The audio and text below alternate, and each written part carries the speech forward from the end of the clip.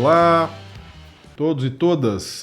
Estamos começando mais um episódio do podcast e videocast Sanja Pod. Hoje com um tema muito especial, que aliás nós vamos repetir várias vezes aqui, repetir o tema, né, digo assim, que é a educação. Educação é algo que merece toda a nossa atenção. A gente sabe de diversas dificuldades com as quais o setor lida atualmente, em diversas cidades, em praticamente todas as cidades brasileiras, a gente tem questões, né, sensíveis ligadas ao processo educacional. E então a educação é um tema que tem várias facetas, né?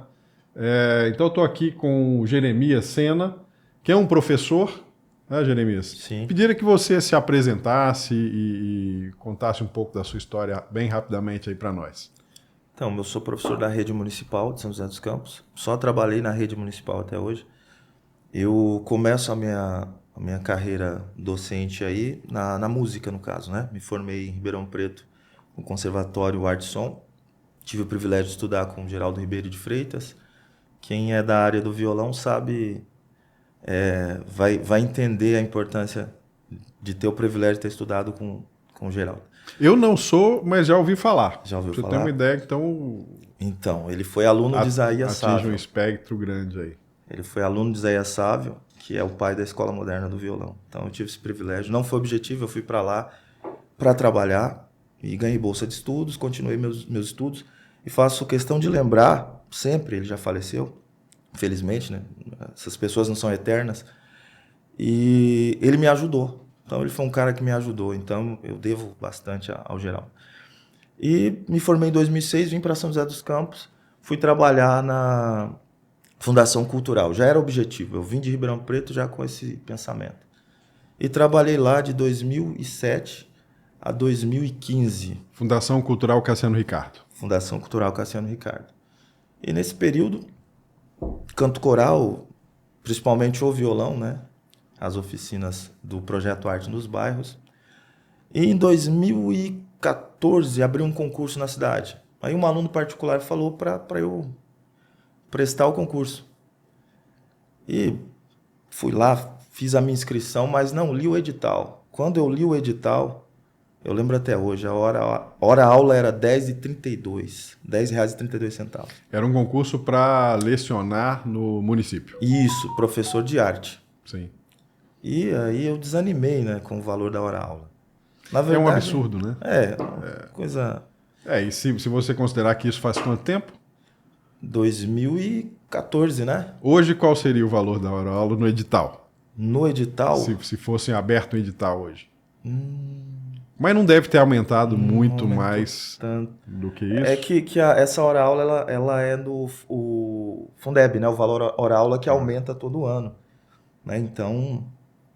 o valor foi corrigido, mas isso não significa um aumento significativo, né? Se a gente for colocar na ponta da caneta, levando em consideração a inflação e tantos outros índices aí, aumento disso, aumento daquilo.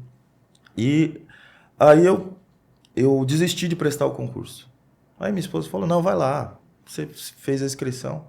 E eu fui, mas eu não... Você não foi convicto? Sem pretensão, levei uma caneta. Cheguei lá, eu achei fácil.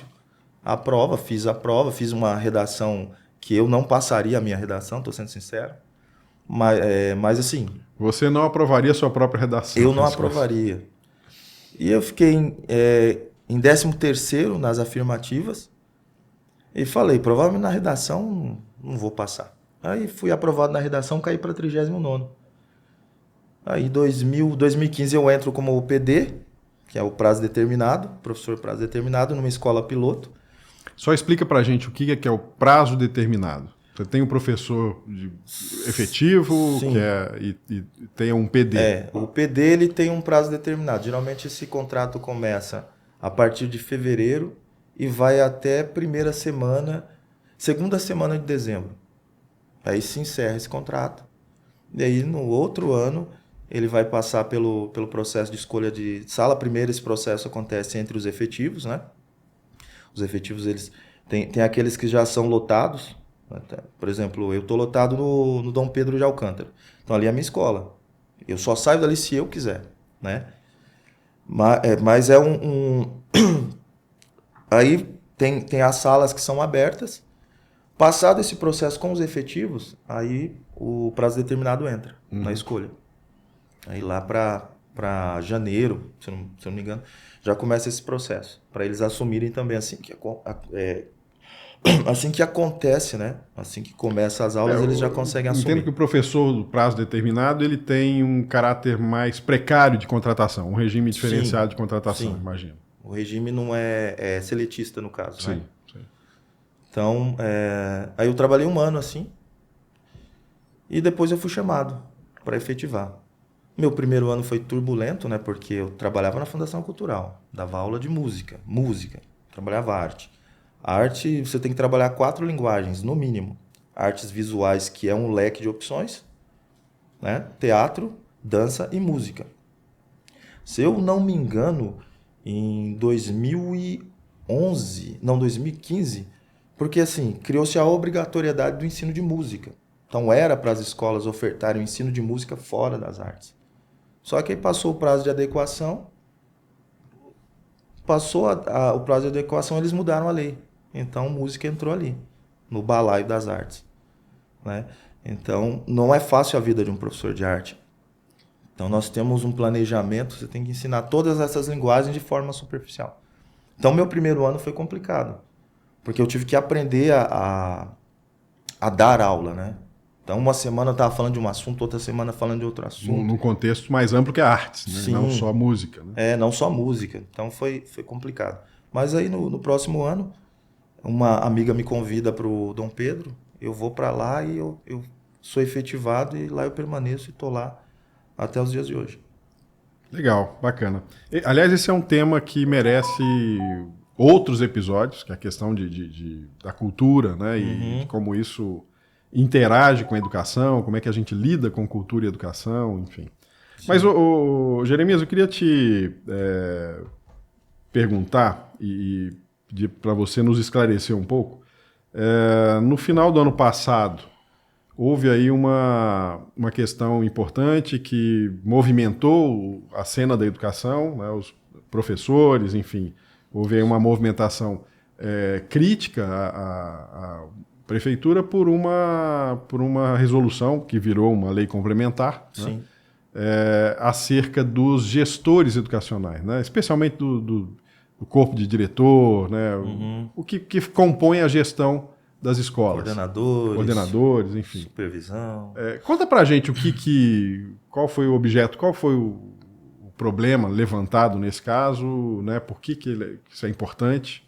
Sim. E qual foi o desdobramento, ou seja, como é que a gente está hoje em relação a isso? Então, esses cargos eles são preenchidos por concurso interno. Eu cheguei em uma ocasião a participar de um concurso, né? Surgiu uma vaga na minha escola, que eu tenho essa dificuldade, eu me apego, sabe? Então, não quero sair da escola que estou, entende? Então, surgiu uma oportunidade lá e eu participei do concurso, juntamente com um amigo, o concurso interno. E esse concurso interno, ele não tem uma prova de conhecimentos específicos. Tem uma lei que regulamenta, no caso. Inclusive, eu conheci pessoas que não estavam dentro da lei, porque depois eu fui estudar a lei. Não se enquadravam. Não se enquadravam naquela lei, né?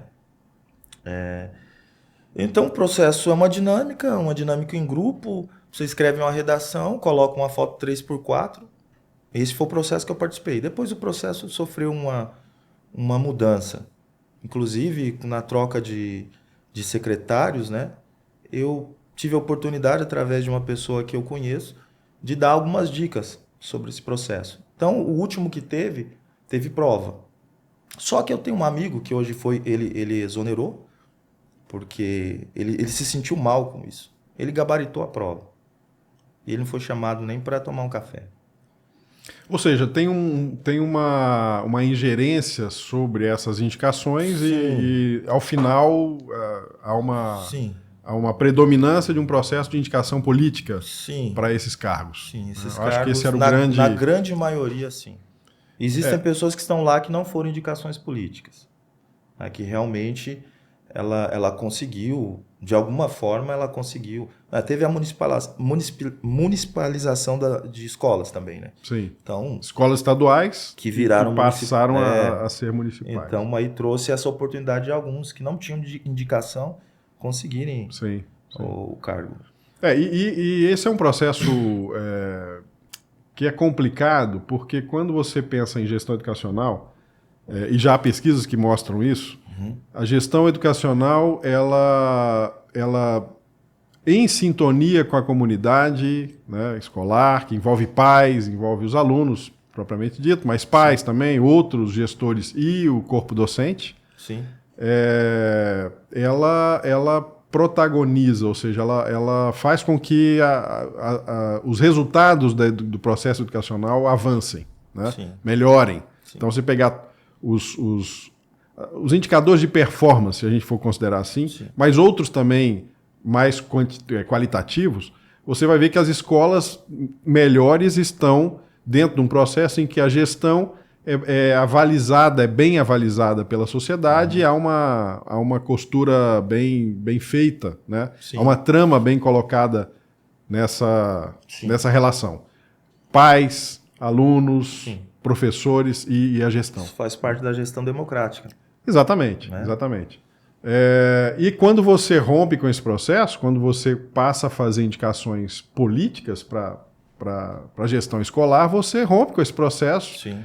E coloca a perder, inclusive, boa parte do que poderia ser elementos para um avanço, para uma melhoria do ensino, sim, uma melhoria das condições, né, que a educação está inserida e sim, assim por diante. Porque, querendo ou não, cada escola tem as suas especificidades, né? Existe uma uniformização, no caso, por ser uma rede, mas existem detalhes que são resolvidos ali. Então, muitas vezes, aquela pessoa, por ser uma indicação e por temer perder o cargo, ela não age. Esse é uma outra faceta desse processo. Né? Quando você coloca alguém indicado politicamente, sim, e que muitas vezes não tem condições, vamos dizer, razoáveis para assumir esse cargo, essa pessoa é como tem contigo, tem com o administrador, o prefeito, né, o secretário, sim, de educação, uma relação de subserviência, né? Sim. Então, vai seguir aí uma cartilha com baixíssima autonomia, quase praticamente nenhuma autonomia, e também vai ser muito complicado que esse gestor traga, por exemplo, problemas, questões sensíveis, importantes para serem resolvidas. Porque... E a rotatividade, né? Porque tá lá o diretor na escola. Passa-se 4 anos, resolvem mudar tudo. Sim, você troca esse diretor. Um gestor por outra indicação política, por exemplo. Estou há 8 anos no CAIC. Já se passaram 4 diretores, sem contar os orientadores pedagógicos. Então, percebe? E isso, aí você começa a ter efeitos que, sim, rompem aquelas melhorias de longo, sim, prazo, né? Que você, sim, tem um processo que é acompanhado, sim, cotidianamente e tal. Porque o a longo prazo que conta, né? Não dá para se fazer nada a curto prazo. Precisa projetar e se entregar aquilo. E tudo indica... Bom, tudo indica não. Há uma lei federal, sim, que está associada ao Fundeb, né? Sim, e que exige que essa gestão escolar seja estabelecida a partir de um concurso público. Concurso público. Né? E a lei complementar que foi aprovada aqui em dezembro de 2023, sim, dezembro do ano passado, que foi uma lei proposta pela prefeitura, mas aprovada pela Câmara. Sim, tem história, hein? Os vereadores também, né, boa parte deles anuiu com o processo. Sim. A revelia de uma avaliação da própria assessoria jurídica da Câmara que considerou inconstitucional essa lei complementar, né? E deve haver um ADIM, um questionamento da constitucionalidade dessa lei. O sindicato da categoria está movendo essa ADIM. Isso. Mas, no entanto, é uma lei que está em vigor. Sem contar que no Ministério Público também tem um monte de denúncias, sim, sobre o assunto. Mas, de qualquer forma, é uma lei que está em vigor. Sim. Né? E agora, o curioso, eu vou até ler um trecho da lei só para mostrar como foi complicado esse processo e pareceu que essa lei veio numa tentativa de atendimento à legislação federal, né? Então ela tem todo um contexto, um preâmbulo que diz e tal, né? Sim. Só que aí ela fala o seguinte,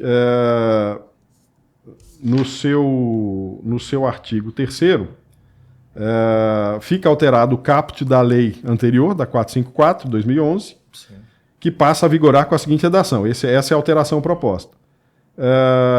Estabelece os critérios para a nomeação e diz: a designação mediante processo seletivo interno, isso aqui é uma questão, um item questionável, se é um processo seletivo interno ou deveria ser um concurso aberto, público, regulamentado por decreto, para as funções de confiança de gestão escolar e suporte pedagógicos.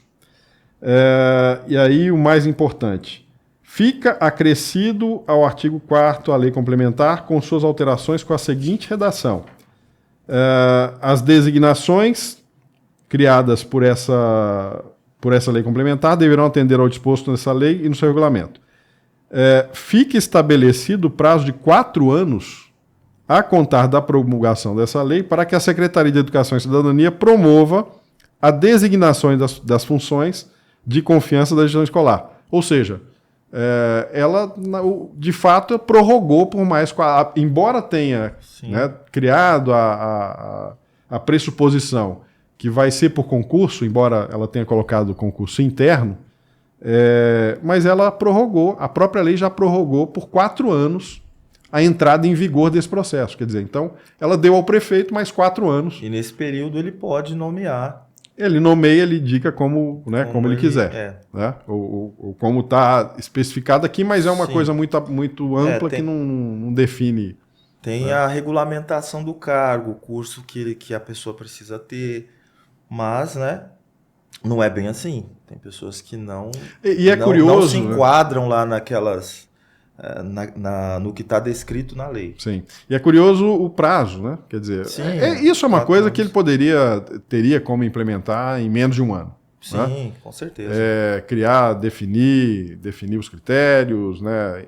E de preferência, eu chamo a atenção nesse aspecto, que isso fosse feito em conjunto com a comunidade escolar, né? Não da cabeça de alguns poucos que definem. Né? Nessa lei ele prevê essa questão. Conselho de escola, participar. Sim. Mas de fato... Mas ele prevê, mas ele joga isso para 4 anos, quer dizer, tudo parece que é para criar uma espécie de colchão, né, de folga, vamos dizer, para que a prefeitura continue, a secretaria continue fazendo essas indicações políticas. Né? E isso, se somado a uma série de outras coisas que a gente vem vivenciando, né, atualmente, de uma terceirização, né, a miúde, né, a gente tem terceirização para praticamente tudo. Né? Agora terceirizaram as questões das creches, então se fala aí nos bastidores, isso ainda não é fato, mas se fala nos bastidores até de terceirização das próprias EMEIs, né? Então, isso fica coloca a educação num limbo, né? Sim. Eu acho que isso é um assunto que a gente merece discutir melhor, inclusive, e trabalhar para que isso seja imediatamente alterado, né? Para que a gente não fique nesse limbo. Tem que haver o debate entre as pessoas, entre os envolvidos. O que acontece é que não existe isso. Entende? O professor, ele recebe a notícia. É assim. Não, mas espera aí, vamos discutir. A nossa escola tem especificidades. A gente precisa analisar melhor o nosso plano político-pedagógico. Mas não, vem pronto, assina aí. É curioso o seguinte, se você fala assim, olha, não, a educação, os resultados da educação, está tudo indo muito bem, tá? Mesmo com as indicações políticas, etc., está navegando no mar, né, bem tranquilo e está tudo indo muito bem. E não é bem assim, né? Quer dizer, então você está adotando um critério para indicação que a gente sabe todos os problemas que ele pode trazer. e dentro do ambiente em que a educação já está... Né, queria, Lucas, se você colocar aí os gráficos, dá para a gente ter uma ideia, né, de como estão os números aí. Né? Então, isso aqui são dados de uma análise dos dados do Saresp, né? Sim. Em que a gente tem as barras vermelhas representam o terceiro médio. Isso aqui são as notas, os índices de proficiência médios de cada um desses cortes. Terceiro médio, o nono do fundamental, quinto ano do fundamental. Então a gente vê que os números não são crescentes, né? Ou seja, e pelo contrário, eles estão até, se a gente for analisar, as primeiras barras do lado esquerdo são de 2017, as do meio 2019 e as da direita 2022. Então a gente teve um período aí de pandemia, que é 2021, que inclusive nem está constando nos dados do Saresp, justamente porque houve uma queda abrupta, né, na questão da pandemia. Mas isso mostra que não se evolui, ou seja, os índices estão mostrando uma piora de qualidade. E o sistema não está funcionando, né? Exatamente. Lucas, dá para passar o próximo?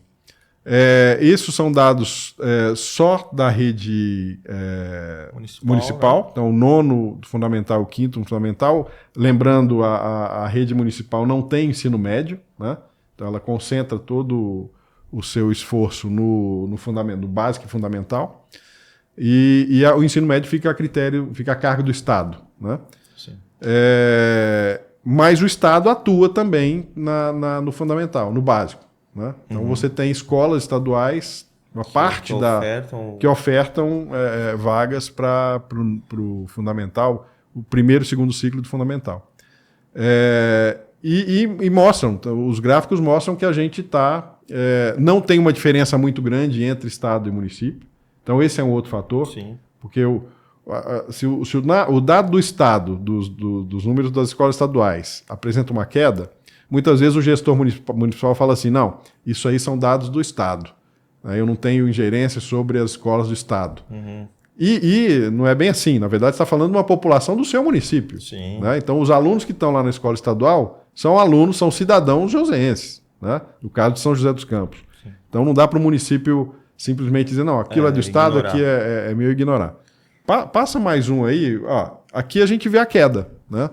Então, esse é o índice de proficiência de língua portuguesa, né, de acordo com o Saresp, e que segue o padrão do IDEB, né, que é o indicador em nível federal, em nível nacional. E a gente nota, entre 2017 e 2019, uma ligeira melhoria. Né? Que não dá nem para dizer que foi significativa, pode dizer que está no mesmo, isso para a língua portuguesa. E de 2019 para 2022, uma queda vertiginosa. Parte dela você pode atribuir, sim, à questão da pandemia, a questão da pandemia e uma reação muito pouco profícua, muito pouco razoável do município em relação à pandemia. Então, esse dado em 2022, por exemplo, já poderia estar invertendo. Já poderia estar melhorando. Poderia estar no crescente. E não está. Mas o de matemática, inclusive, pode passar mais um, Lucas, por favor.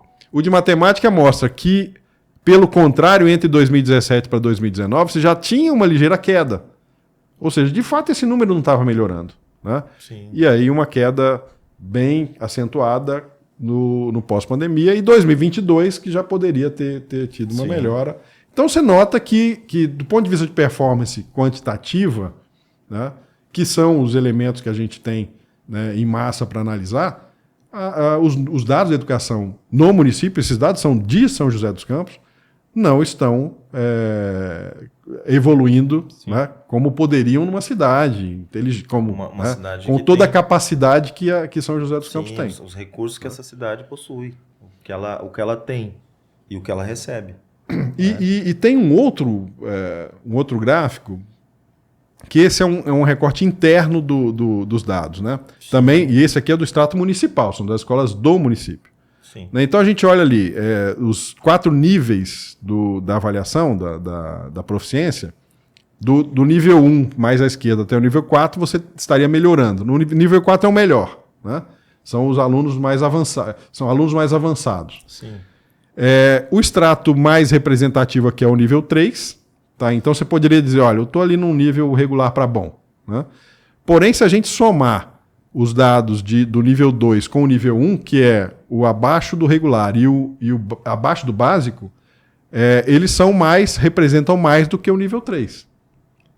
Né? Então, boa parte dos nossos alunos, embora a gente tenha uma predominância ali no nível 3, se a gente somar o que está abaixo, né, o que é ruim e péssimo, vamos dizer assim, a gente está num número maior do que o regular para bom. Sim. Então isso é um número que preocupa. Sim, né? Com certeza. É um número que preocupa. E é nesse contexto, obrigado Lucas, pode ir. Nesse contexto que a gente está vendo essa forma da prefeitura, do Poder Executivo, conduzir e lidar com as questões da educação. Sim. Né? Tem mais um assunto importante, que é o caso dos professores eventuais. Sim. Né? Conta pra gente o que é um professor eventual na rede municipal. Então, eu não tive essa experiência, eu não cheguei a eventuar. Você não foi um professor eventual? Não cheguei a ser um professor eventual. Mas também é aquele professor que tem também uma contratação precária. Sim, o contrato dele é precário, ele não tem nada, ele ganha a hora pura. Né? Sim. A hora que ele recebe é a hora pura. A gente precisaria tirar a dúvida, porque assim, a minha hora-aula, por ser efetivo, é superior. E também por ter conseguido uma promoção que os meus colegas não conseguirão, porque não tem mais plano de carreira, vamos dizer assim. Sim. A gente pode falar desse assunto também. O primeiro nível da carreira simplesmente desapareceu. Virou o plano da carreira dos 20. Mas R$20. Voltando para o assunto... R$20 hora-aula, né? Não, R$20 a sua progressão numa carreira. R$20? Nós vamos entrar, vamos deixar para depois. É uma piada. Tema, mas... É uma piada. Mas é curioso. Foi o que fizeram com o plano de carreira. E pasme, com o apoio de todos os nossos vereadores. Depois eu explico isso. Porque todos eles votaram a favor, alegando que estavam votando no aumento do piso salarial. Todo mundo votou a favor da mudança da Lei 454, que é a mesma lei que compõe, que regulamenta esses cargos, né? A 454, 2011. Sim. Então, vamos lá, o eventual, ele recebe a hora. Ele não tem vale transporte, ele não tem alimentação. Então, se ele substitui um professor, ele recebe aquela hora substituída. Se colocar na ponta da caneta, vamos ver se a gente consegue saber o valor exato da hora desse profissional, que eu estou desatualizado. Se pôr na ponta da caneta, ele paga para trabalhar. É uma realidade... O eventual é o professor que cobre, né, uma falta, né, eventual de algum professor efetivo. O município, diferente do estado, o professor faltou no estado, não tem ninguém para substituir. Eles têm essa prática. No município, não. No município, o aluno não é dispensado. Ele precisa ter aula. Aí esses profissionais entram aí. Vamos dizer, em muitos municípios e eventualmente alguns estados, a coisa funciona da seguinte forma. Você tem um quadro de professores efetivos que tem uma sobra, né, entre aspas, que permite que você faça esses encaixes dentro do corpo efetivo. Né? Agora, quando você começa a enxugar demais o corpo efetivo, né, a título de uma redução de custos, etc., você acaba tendo esse problema e aí passa a contratar eventual. Tá? Então o eventual ele surge aí como uma espécie de uma contratação precária. Né? Não existe garantia de nada. Ele não tem direito a nenhum benefício, vamos dizer assim. É a hora. É a hora trabalhada. Tem um coletivo hoje de professores eventuais e também professores que estão lutando junto para que esses professores sejam melhor reconhecidos, né? Para que a sua importância nesse sistema seja melhor reconhecida e desde melhor remunerada até que haja a contratação. Então, o pessoal hoje em dia tem reclamado que é o seguinte, que não estão contratando o eventual. Né? Ou estão contratando numa taxa muito menor do que a demanda real. Né? E aí são gestores. O que está acontecendo? Gestores, professores, alfabetizadores, professores de sala de leitura efetivos, né?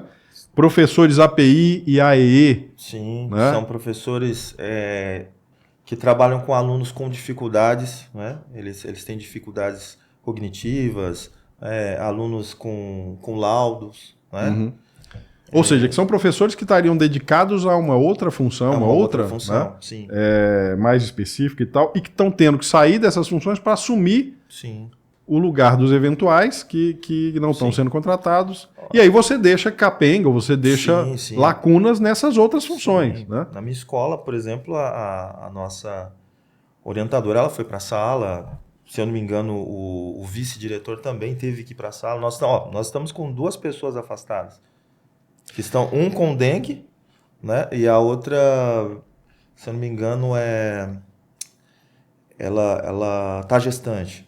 Né? Então, que são situações absolutamente normais. Bom, o caso da dengue também é outro problema. A gente viu uma cidade absolutamente despreparada para um surto de dengue. Sim, que foi pré-anunciado. Mas esse é um outro tema para outro podcast. A gente vai fazer essa discussão mais à frente. Mas o fato é que você tem aí um grupo de professores eventuais que não está sendo contratado. Eles estão aí. Então aí você tem um banco, né? Você tem de capacitados, mas não estão sendo contratados e não estão liberando há uma demanda, deles, os termos, vocês chamam de termos. Sim. E há uma demanda enorme, uma pressão para que isso aconteça.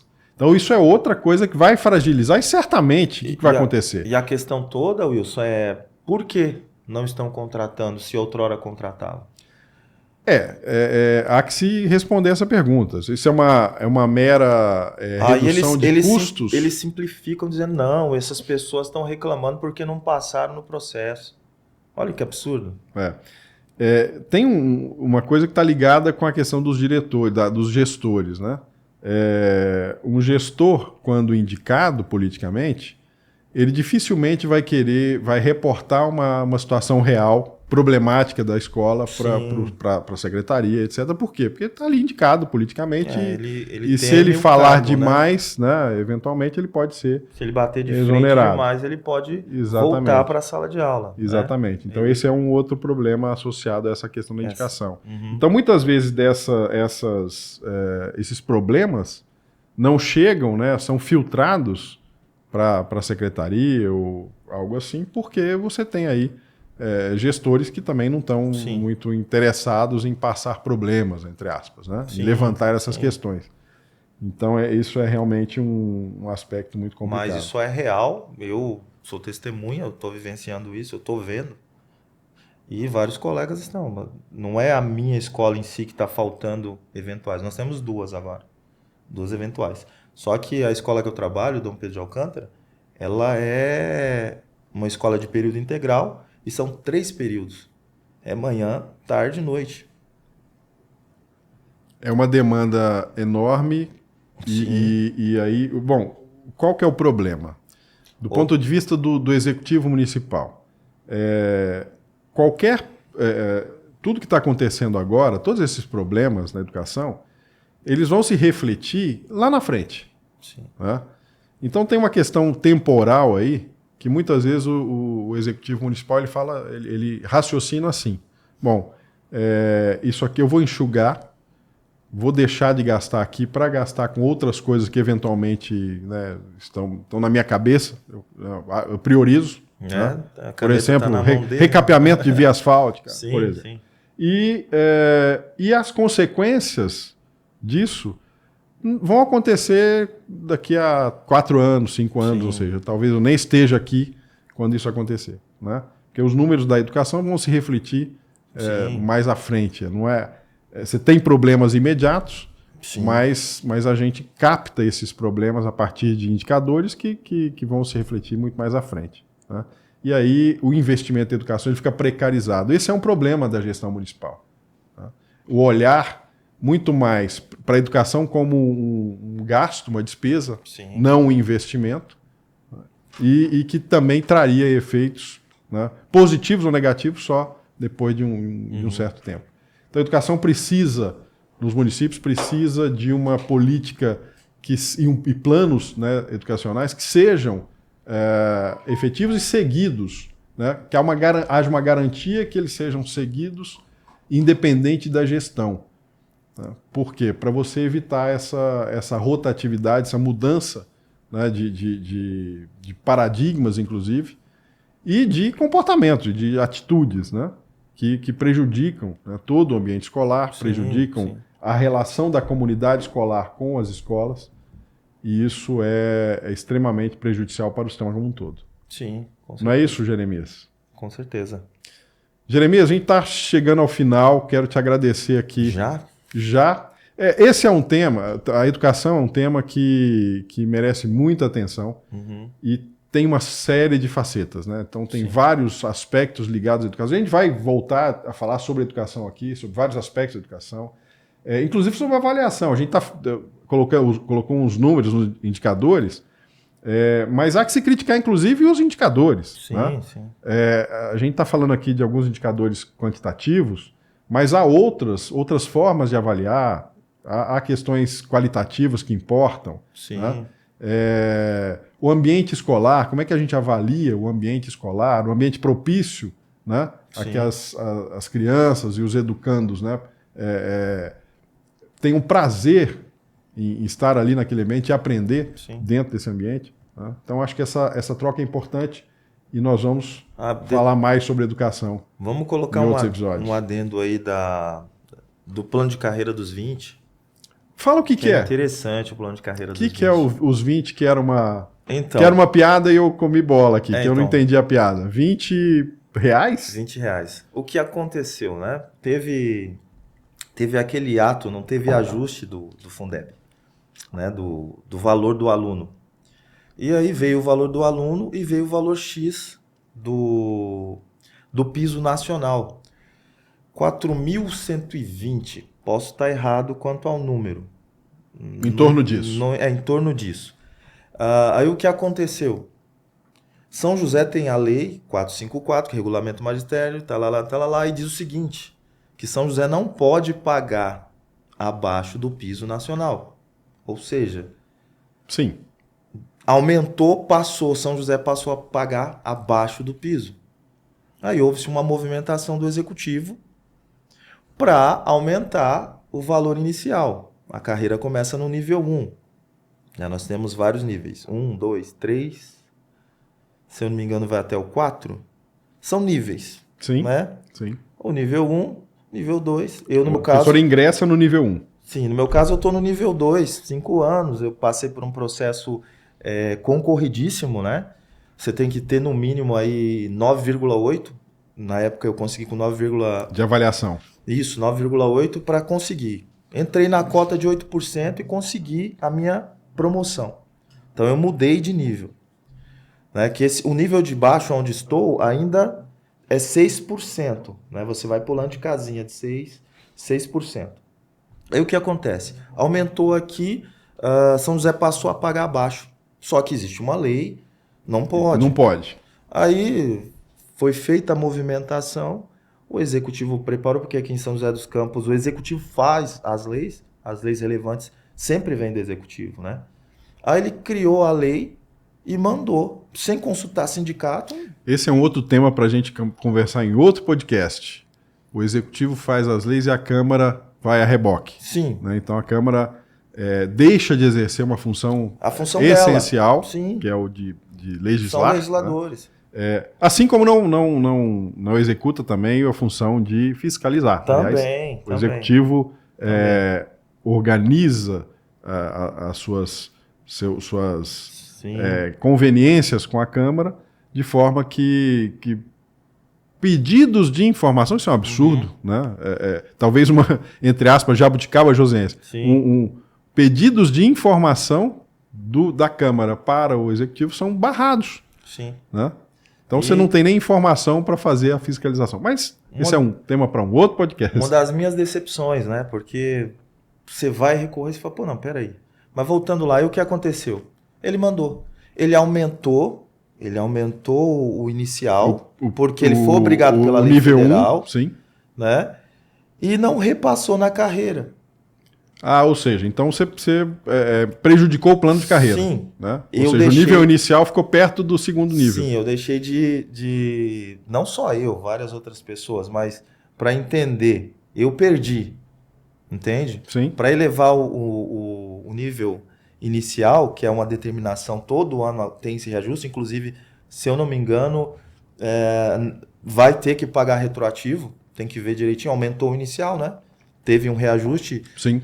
então vai ter que fazer essa alteração. Já deveria ter feito, acredito eu, por causa da lei, que não foi mudada. Continua escrito lá que São José não pode pagar abaixo. Sim. Se a partir de janeiro já está abaixo, está pagando abaixo. É o que eu entendo. Não, Mas o meu juridiquês é fraco, né? Isso é fato. Mas isso é fato. Isso é fato. É um fato. É igual o salário mínimo nacional e os salários mínimos estaduais. Sim. Né?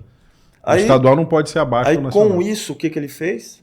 Ele resumiu o primeiro nível a R$20, que tem a progressão e a promoção. Então, por exemplo, se eu progredir, são 3 anos para progredir, e você precisa entrar numa cota de 25%, e tem que ser bem avaliado. Geralmente a média do nosso grupo é alta. São os critérios. É 9,5, é uma média alta. E você vai entrar numa cota de 25%. Sabe quanto que você vai receber de progressão? R$20. Esse é o chamado R$20. Esse é o R$20. Esse é o R$20. 3 anos de serviços prestados, com louvor, vamos dizer assim. Que é a progressão. Sim, com louvor, com médias acima da média do grupo, porque você tem que entrar numa cota de 25%, percebe? Sim. Você tem que estar no quartil maior. Você Sim. tem que estar entre os 25% melhores, sim, mais bem avaliados. Você vai receber R$20. Isso é terrível, né? Aliás, esse é um outro aspecto da educação, que é o plano de carreiras e como que esse profissional ele vai trabalhar, ele vai estar feliz. E a remuneração dos professores. Aí acontece que aquele profissional, se ele tiver uma simples dor de cabeça que dá para ele controlar com dipirona, para ir trabalhar, ele não vai trabalhar. Ele vai pegar o atestado, porque é um direito dele também.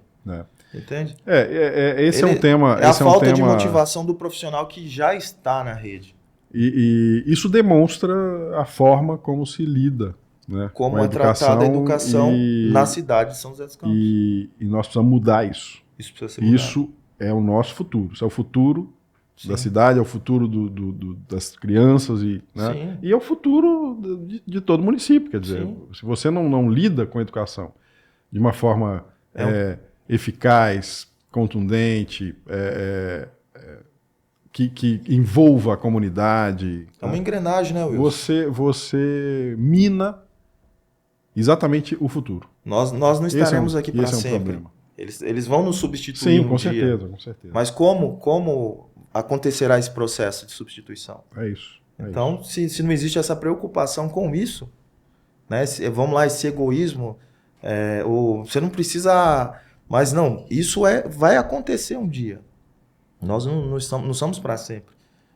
Precisa realmente, não só maquiar, fazer algo real mesmo. Então, o que falta em São José dos Campos, que eu vejo, particularmente esses 8 anos aí, é a falta de continuidade de projetos. Você tem um projeto, começa-se uma concepção, uma ideia.